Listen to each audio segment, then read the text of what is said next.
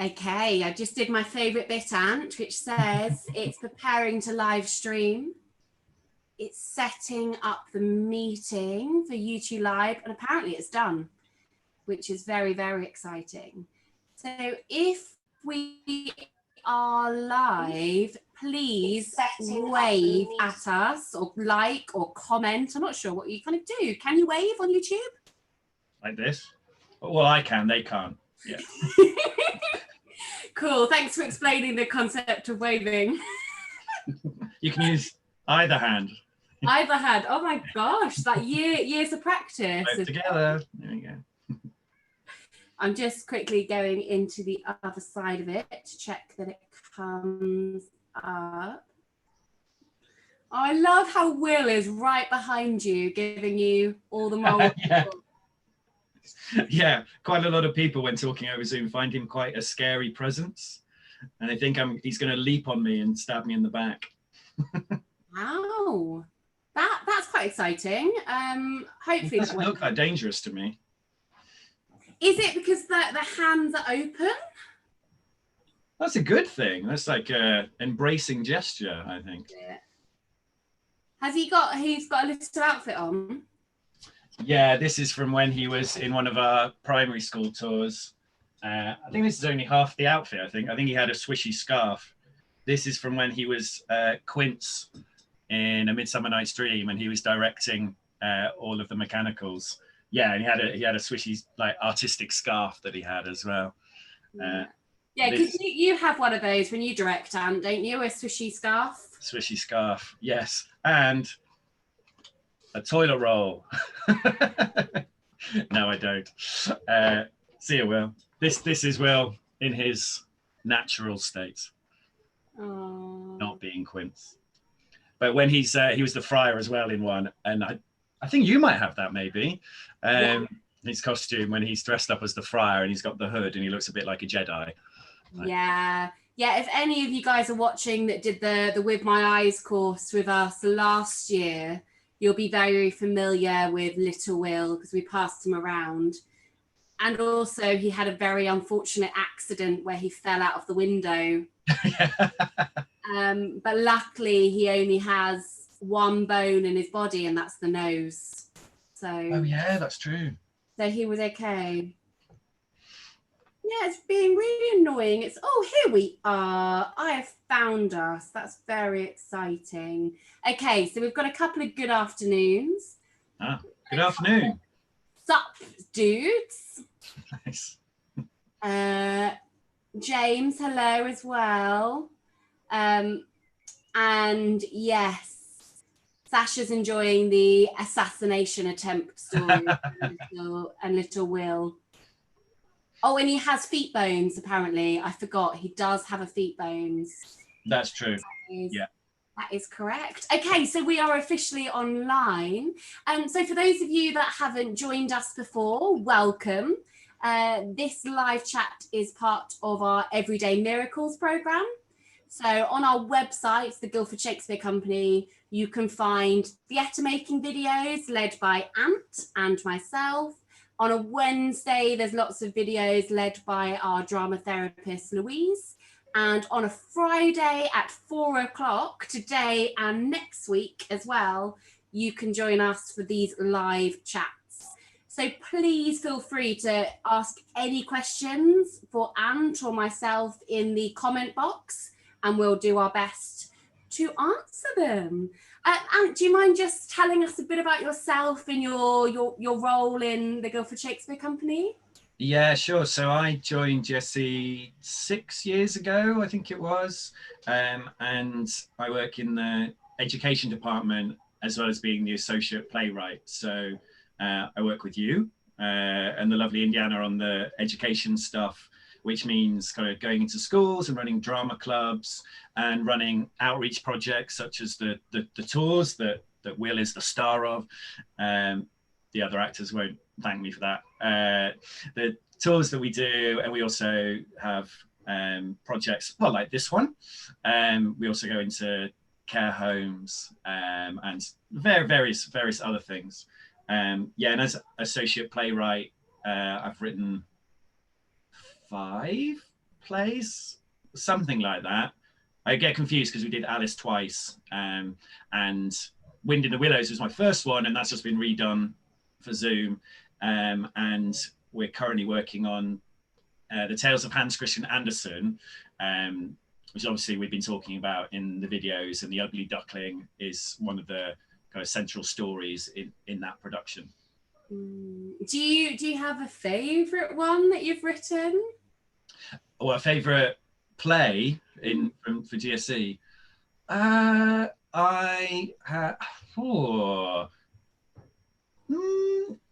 Not so much. I mean, I really like doing Grimm's fairy tales. So Hans Christian Andersen will be the second set of fairy tales we've done, because we did Grimm's a few years ago, and there was just something a little bit magical about how that all came together. The team were great. The collection of stories really balanced, and we also performed in a really lovely Spiegel tent, the mirror tent from Belgium. So it was just a really gorgeous experience. But at the same time, like, I really liked Alice in Wonderland, being able to wander around Guildford and talk to kind of the Mad Hatter and the March Hare around the table, and being dragged into the castle at the end and walking out, and the stars are all out, kind of up on the hill there. And at the same time, Robin Hood was great too, because I don't know, it's a bit of an action play, I guess. You know, people shooting arrows, having sword fights, all set at this. Started off in a festival, and we were all kind of members of the Nottingham kind of public, and the weather that year was insanely hot. So that felt like a bit of a kind of holiday treat as well. Yeah, it's interesting because obviously writing for us at GSC, we're a site responsive company, and we're very interactive with the audience, and we like to take them on a journey. Like different, Robin Hood went to what, 2-3 different places during the time? Yeah. I think we used 2 different locations, but one was used in a different way, if I remember rightly. Is that something you have to think about when you're writing? Yeah, definitely. So it usually comes in right at the very beginning. Alice is the most extreme example, because Sarah and Charlotte, the director, had written this extremely intricate, you will spend no longer than 12 minutes and no less than 12 minutes in this part of the church. Then we will move the audience in 5 minutes to this section where the caterpillar will speak for exactly 6.5 minutes before moving on, and so on. So that was really specific. And yeah, that's the most extreme example, but you want to make sure that you're blending the play in with the setting and with the scenario, and you want to make sure that the audience feel a part of it as well, that they're right in the heart of the action, which is it's a real advantage to doing site-specific work, is that you can meld everything together, especially when you're writing the play from the ground up. You can make sure that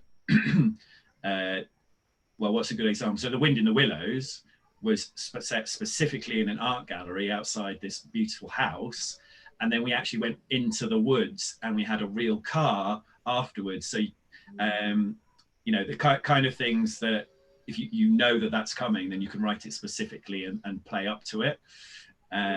Really making sure that performance, that script, couldn't be done anywhere else. You'd have to adapt it and change it. Well, just like we did on Zoom. Yeah, that's really, really interesting. What got you into writing in the first place? I've always done it, I guess. I think it's something. I think back when I was at school, I told teachers that's what I wanted to do, and I think my first sentence when I applied to uni was, "I want to write," and then explained how university would help me. When I started off, it was more, I guess, stories, maybe little bits of film, that kind of thing. So kind of thinking more of novels, I think, than anything else. And then while at uni, so I went to Warwick, and there was a really, really big theatre scene, and you get the chance to put on production after production after production. So the more I was there, the less kind of work I was spending, less work I was doing on my course, and the more time I was spending doing theatre. And the grades kind of showed that. But there was that option. You could just hop from one thing to another, learning all the time. And there was something amazing and quite, I guess, sort of selfish about being able to write something and then actually see it up on its feet. That you could spend, you know, years writing a novel, and then it might just feel like it fritters away. But theatre's got that amazing thing where you hand it over and then it's a whole other process that you can be a part of. And I really like the solitary nature of writing and that thinking time, being able to go at your own pace.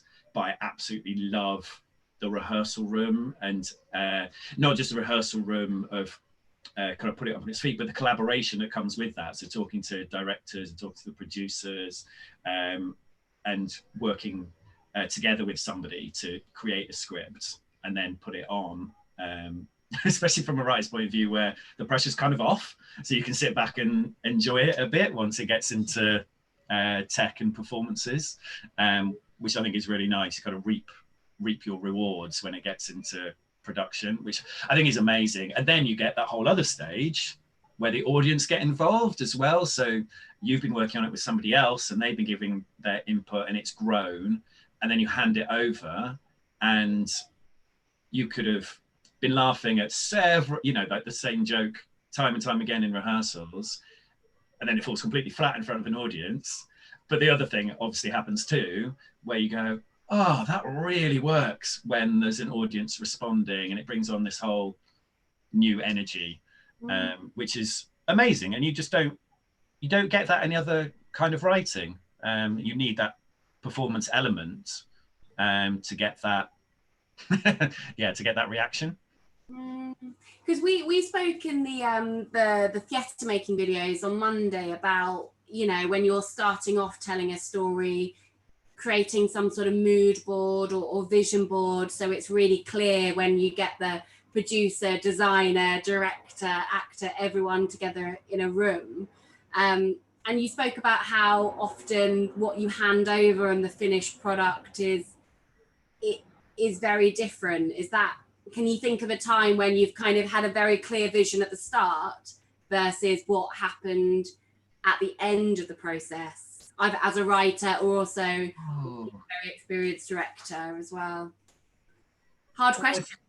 Yeah, that's really hard. I tell you why it's hard. It's because it doesn't happen that quickly. So it's part of what makes writing for GSC so good is that it's a definite process, and you're in constant conversation with someone. So you're unlikely to have an idea in your head and then you get into rehearsals or, you know, 2 days before press and the show opens and someone says, no, got to change that. Sorry, your ugly duckling can no longer be a duckling, you know, or whatever it is. It has to be a mouse. You don't. That tends not to happen because it's been thought through, and those conversations have happened slowly. So, communication's a really big part of it. Would you say? Sorry, say that again. Communication is a really big part of the process. Massive, yeah, absolutely massive. And with the Hans Christian Andersen, we did a couple of R&D days on it. Do you want to explain what an R&D day is for anyone that's not? Yeah. So what would happen is at the very beginning, let's take Hans Christian Andersen. So me, Matt and Sarah sat down and discussed the ideas, the kind of stories that we want. So we knew we wanted a framing device in it. So people who saw Grimm's, that was Hansel and Gretel. So Hansel and Gretel, we basically followed their story from beginning to end, and every now and again they'd start telling a story, or someone would start telling them a story, and then that would take us into Rumpelstiltskin or whatever it was. In this, we chose another story to be that framing device, and then had to think about what kind of stories we'd want, vaguely what we wanted our beginning, you know, what we wanted the arc of our main character, because it basically centers on one girl, and what we wanted her arc to be, her journey. and then talked about the kind of stories that we want, kind of how many songs, you know, that kind of thing. I then went away and, well, started writing it, I guess. And then I think in the first R&D, I'd written an outline of what I thought might happen in each scene, but basically bullet points, and then tried to flesh out some of the stories. And that was great because the stories or the scenes that I'd already written, people would then, we'd sit around the table and everyone would say, well, this is great, we really like this, but I'm not sure this works. How about this? Have you thought about putting it from this character's point of view? Or that character, I'm not sure lends anything, wouldn't be really interesting if, boom, we put this person in, or whatever. Or it might be a style thing. It might be, this actually isn't the case of something in Hans Christian Andersen, but it might be the case of saying, like, this would work better as a dance, for example, or I think this one should be more musical. Oh, which The Ugly Duckling actually will end up being, the idea is there'll end up being a lot of songs throughout it, and that's been interwoven into the script. So the part of The Ugly Duckling's journey is about finding his voice and finding like the band, the choir that suits him. And that's become a bit of a running theme throughout it. And they come up from the conversations. Like I say, some of the scenes will be sort of fully formed, not fully formed, but closer to fully formed in my mind.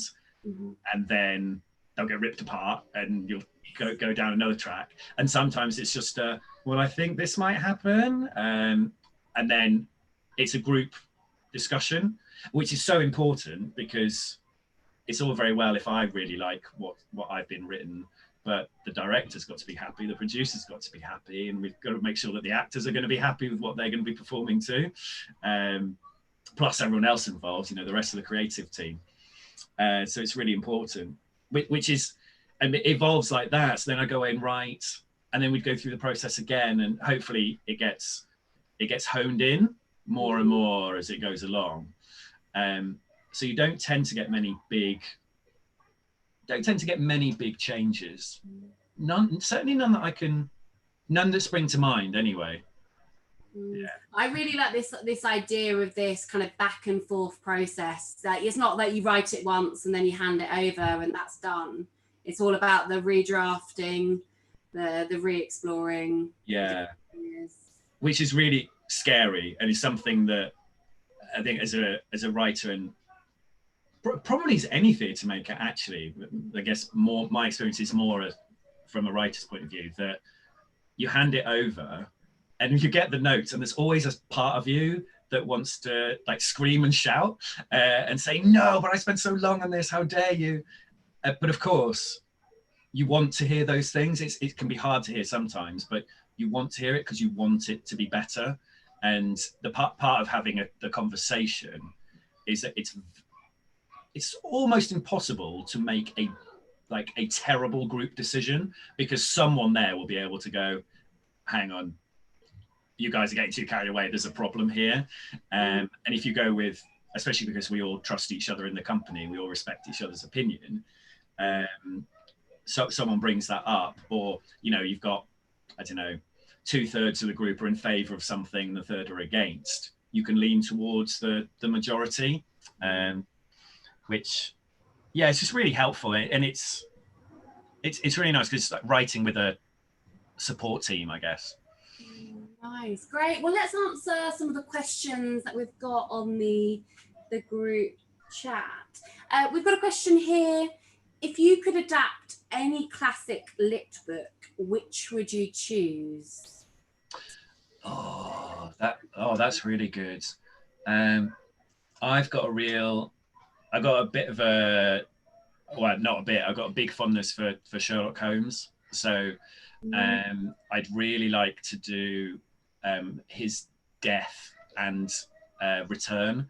So I'd really like to do a play where the first half is the Reichenbach Falls. So he would die at the end of it, and then he would return after the interval. Which, I mean, you say it out loud, you go, well, that's going to be really undramatic because everyone's going to know what's going to happen. But I think there'd be something really good about that. Yeah, you want to work out how he managed to escape death, don't you? It's the Yeah. yeah.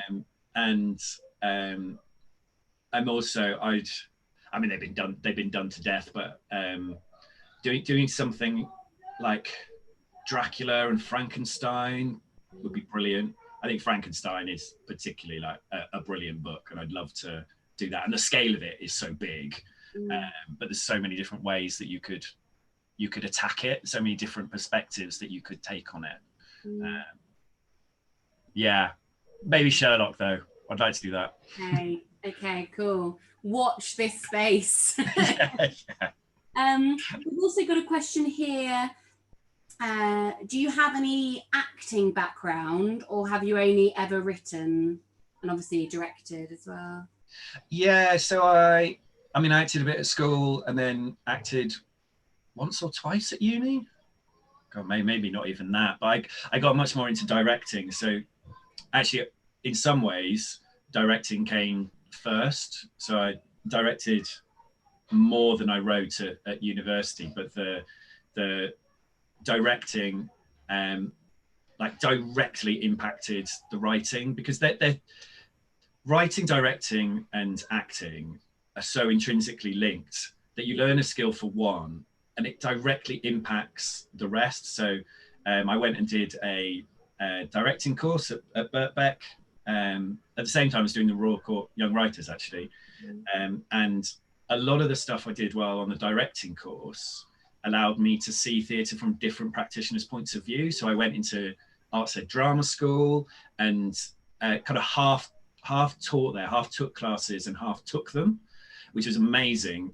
And that was the biggest revelation as a director, was going, oh, I had all these fancy ideas and like all these big concepts, but actually they're completely redundant if you don't know how an actor's going to be looking at it and how they're going to make it real and embody it on stage. And yeah, writing kind of evolved at the same time as directing, and quite often when I started I'd be directing my own work and devising with actors, actually. So it was a complete unison of the three, and it all impacts. So directors obviously have to think very much about the practicalities of putting it on stage, which is like an essential part of writing, especially for stage where you're likely to have some limitations, whether it's the number of cast members or the size of your space or your literally your budget. Like, yeah, perform this, but you've got 3 actors and a pencil. And devising with actors and getting to understand an actor's process was really useful for writing, because I've been talking about this we're doing an adapting course at the moment, and one of the big challenges that we've all agreed on is finding separate voices for characters and making sure that it's not just, you know, my play, Ant talking to Ant, and then another person comes in and he's Ant too. And so finding those different voices. And what gives the character a different voice? Well, some of it's about their perspective. So there is a lot a writer can do about making sure that they've all come at, everyone's like the star of their own show, right? And but from an audience point of view, there will be main characters and there'll be minor characters, but thinking about each character as the central character in their life. So there's a reason they've come on stage. And so if you take like a Shakespearean example, you get a lot of messengers, you know, who there's not an awful lot of evidence there to work with. There's not a lot of help in the text. Yeah. And who is this guy? An actor's going to need to know that, and a writer needs to know that too, to be able to round it out, so that you're watching a lot of interesting people. And it's like working out what their main traits are. And if you're watching a good play, then a lot of them, they're going to clash, right? You're going to have a lot of different traits there.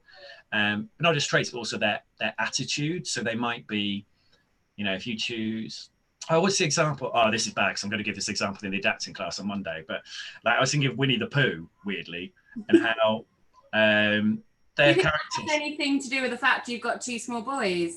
It's everything to do with that. But also there's that book that's like it's like Buddhism through A.A. Milne, through Pooh and Piglet.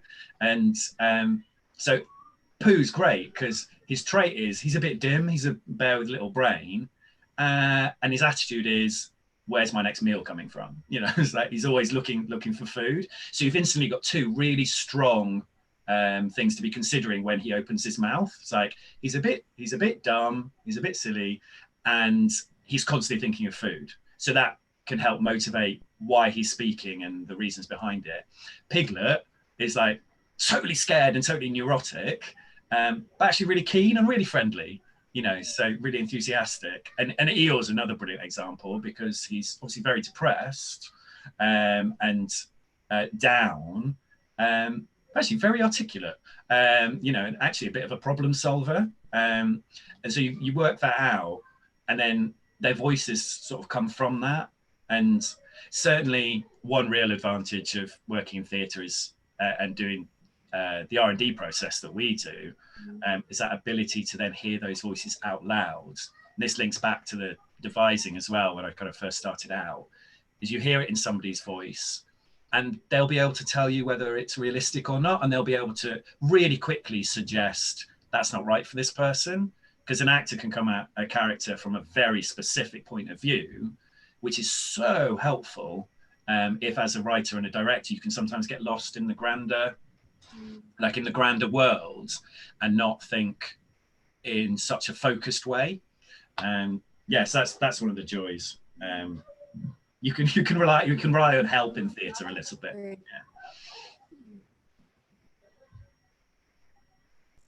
Well, thank you for sharing that. We've also got a question here.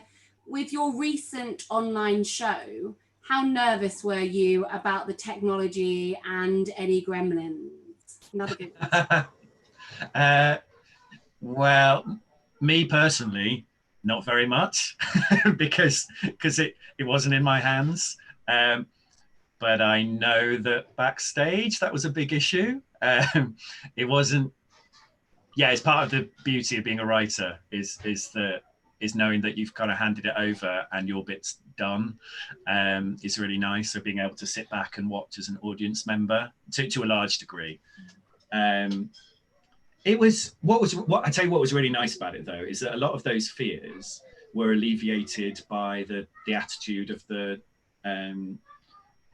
production team. So and Tom, the director in particular, just said something really clear and concise at the beginning, which I'll now butcher horribly, about we normally do site-specific work, and we're just going to treat this like another site-specific play. It just so happens that our site is Zoom and the internet, and so with that comes a whole load of things that like potential lags and potential, you know, people dropping off and all that kind of stuff, but also opens up a whole load of opportunities, different ways of engaging the audience, literally being able to get into people's houses and them to show you bits and pieces around, and the ability to change backgrounds really quickly, you know, and that kind of stuff. It's really great because I think theatre's really brilliant if there's a moment within it where everyone goes, how did you do that? Whether that's Robin Hood shooting an arrow that splits another arrow, that's pretty difficult. So if an audience member can be there going, wow, did that really happen? Then that kind of sense of magic goes through. And I think, the team came up with some really nice ways of doing that over Zoom. And everyone was really impressed with the fight choreography, for example. It's really fun. I think taking those challenges head on and kind of pays dividends in the end. Yeah, and actually on the YouTube page, if you're here, you'll be able to find Matt put together a video of everyone's green screens and how the fight looked from the other side. So do watch it because it's very fun.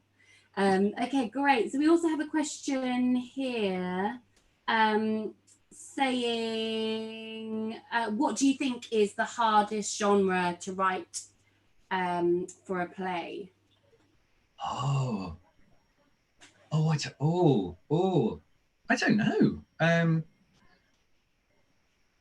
I'm really not sure, because I mean, I've certainly not written every genre, so it'd be yet. So that'd be hard.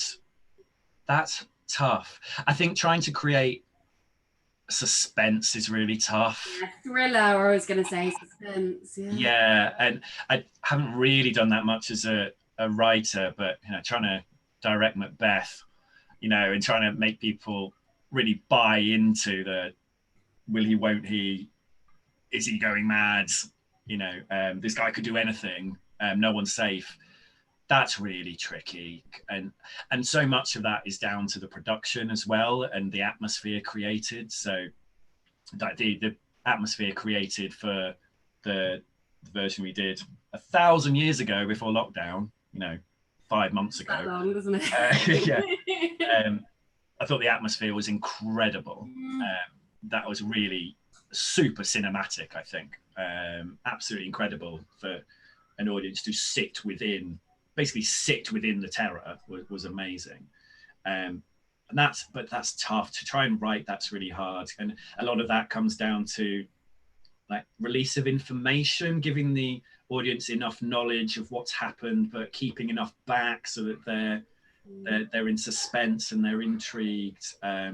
Working out what that line is between horrifying somebody and kind of exhilarating them, I think is really tough. And I've never done an outright comedy either, like a pure, we're just going to make people laugh as much as possible. I hope my work is sort of funny, but it's never the main aim. The story is usually the focus, as opposed to it being, an outright farce or whatever. In fact, that's not true, because farce, you've got to build the story for people to buy into the situations. But yeah, I think there's probably a reason I haven't dived into a thriller. Yeah. Okay, we've got time for one more question. We've also got well done on the Macbeth. That was genuinely terrifying. It definitely was. So we've got here from Jane, is there a brainstorming process with the team prior to writing? Yeah, it depends. Yeah, it totally depends on who's on board from the beginning, really. So I mentioned, Hans Christian Andersen. At that time, me, Matt and Sarah were the only guaranteed members of the team. So we brainstormed as much as we could to come up with a good construct, because you want to be, when other people join, you want to be very clear about what the rules are. Because in a collaboration, it can be so easy for someone to come in and say, oh, well, actually, I've been thinking of it as a 70-piece opera, or whatever. And if you can lay down the rules and like the framework to work in early, that's really useful. But at the same time, someone joins in, and of course they're going to come up with their own ideas, which is why it's good to get people on nice and early, so that you can have all of those ideas floating around and come to a group decision. But then I guess there's also different. So say with Robin Hood, that felt like the most kind of me script that we've done, probably because it wasn't adapted from a specific book, so there was no real starting point, and it was kind of my angle, what I was interested in showing. And I think I basically wrote a kind of synopsis for it, if I remember rightly, and then had a brainstorming. So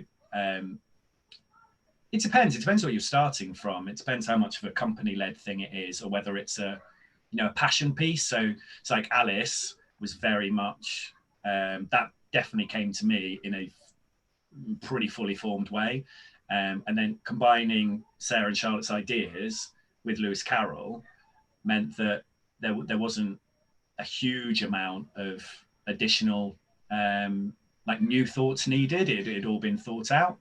So it was just about realizing it. Yeah, I don't know if that answers. Yeah, it did. It was really lovely. Well, we're pretty much out of time, Ant. So it's been really, really lovely talking. Louise was talking about this week about creating a care box to kind of ground us in terms of any music we might like, any hand cream, any bits of chocolate. What would go in your care box? What's a must have? I knew you were going to ask this. Music, definitely. Yeah. A song that really just picks you up or grounds you, calms you down. Oh, in terms of calming me down, probably "You've Got a Friend in Me" by Randy Newman. Like, that's just lovely. It's a lovely sentiment, and it sounds great. And I've got big associations with it. I used to wake up to it every morning. It just happened to be on the radio. I think Chris Evans used to play it every time, at the same time each morning. And then I've listened to it a lot and sung it to my sons and stuff. Became a bedtime song. So that was a nice one for feeling calm and bringing me back down to earth. That's a good one. A lot of my other music's quite energetic and loud, so that might not be the best thing for a care package. Unless it's like a dancing thing. There's certainly a couple of tunes I could do for that if I wanted to perk myself up. But I think, Randy Newman. Little toys running around. Right, and if you haven't listened to it, this is now your chance to go onto YouTube and check out the track. Great. Well, thank you so much, Anne, and thank you for the wonderful videos. I've been really enjoying it. Really fun to watch the last couple of weeks. Pleasure. Great. So for those of you who are joining me for the Zoom cafe, I will be logging in now. Remember, if you're interested in the Zoom cafe and you're between 12 and 18, just send me your email address at eo@guildford-shakespeare-company.co.uk. Just go to our website, you'll be able to find it. And I'll see you soon. Thank you very much, Anne. Bye everyone. Bye, everyone. Thank you very much. Thank you.